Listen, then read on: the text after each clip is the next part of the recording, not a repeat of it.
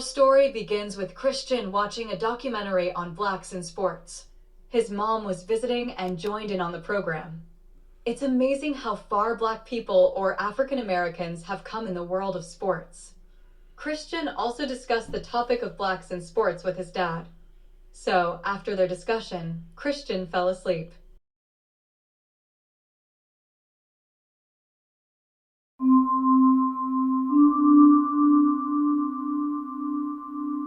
In his dreams, here we have the New York Cubans baseball team. Since there was racial segregation in America prior to the 1950s, many non-Caucasian Americans started their own teams.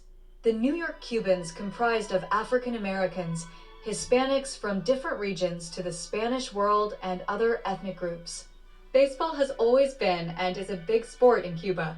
They were active through the late 1930s and into the 1940s as a significant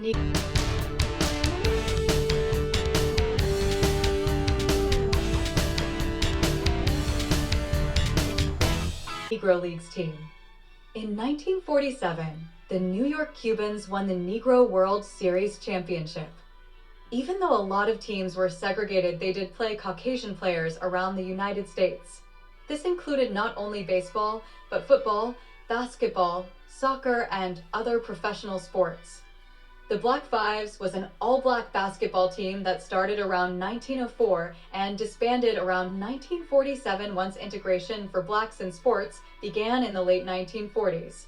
Like the Harlem Renaissance, known as the Wrens. The Wrens' basketball record was 2,588 wins and 529 losses. Very impressive. Just a little trivia tip, the Harlem Globetrotters played with the Wrens once and lost. They never played the Wrens again. Another interesting note is that the Harlem Wren won the first inaugural World Championship of professional basketball in 1939, beating the best teams all over the United States, regardless of their color or race.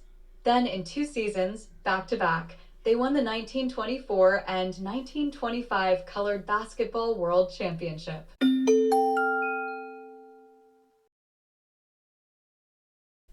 Next, we have the Western Tigers Soccer Club. They mainly played in the 1920s. Not much is mentioned about them in history, but they did have an impressive first season, coming in second to only Germany in soccer. However, after that season, they failed to advance past the first round of the sport, and a year later, the team slowly disbanded. Their uniforms of this era typically consisted of heavy wool jerseys and flannel shorts. Now, football was a tough sport for black athletes to integrate. Most players prior to 1950 played at historical black colleges or universities. Black players were banned from the NFL between 1933 and 1946. A little note, the Harrisburg Trojans won the 1941 Negro World Football Championship. Other notable teams of that era were the Brown Bombers and the Chicago Comets.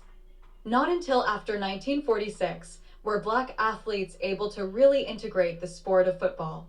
The Los Angeles Rams signed Kenny Washington, a UCLA star from the 1940s, in March of 1946. This was the beginning of breaking the color barrier in the NFL. George Taliaferro was the first black player to be drafted to the NFL in 1949. He was drafted by the Chicago Cardinals. So along with the black sports writers and the newspaper articles, change was coming. Not only for men, but shortly after for women too. Today we have all ethnic groups playing together and even women involved in professional sports. So, Christian dreamt of being part of the historical championship team, the Harlem Renaissance, or the Wrens, as most people called them at the time.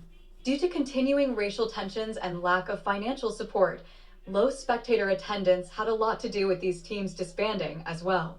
Many of the great players joined entertainment teams, like the Harlem Globetrotters, and got to show their extraordinary talents with handling a basketball, which many times they couldn't do on the basketball court.